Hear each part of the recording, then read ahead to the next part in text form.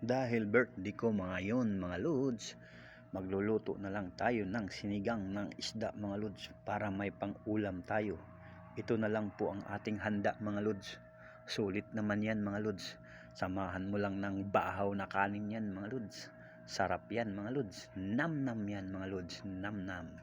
Ito na lang ang ating handa mga lods sa ating birthday. Maraming salamat Lord sa panibagong buhay na iyong ipinagkaloob mo sa akin.